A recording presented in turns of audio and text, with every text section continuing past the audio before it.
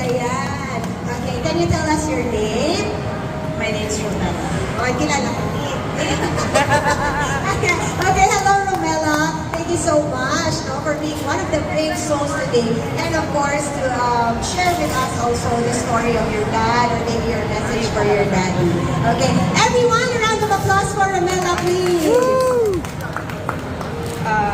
Good morning, everyone, and happy Father's Day.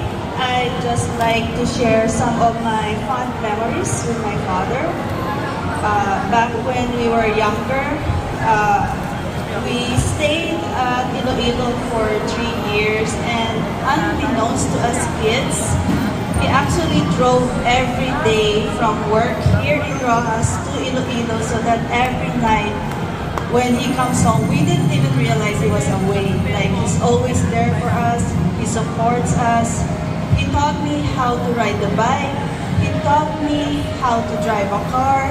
And whenever I have something that I want to explore, the arts, games, even with the movies that we want to watch together, he's always supportive, generous, and kind. And up to this day, I look up to him because he taught us how to be strong, how to stand up for yourself, not to depend on others.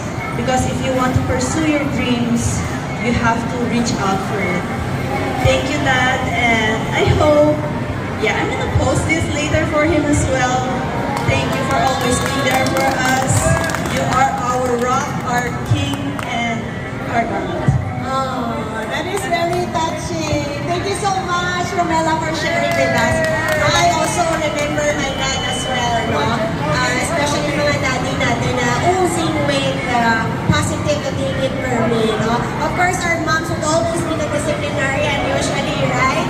Yung basta daughters, pala nung akin is ang daddy. Okay. Ayan, alright. So thank you so much for sharing. And of course, thank you and to award you for being one of the brave souls na nag-share din sa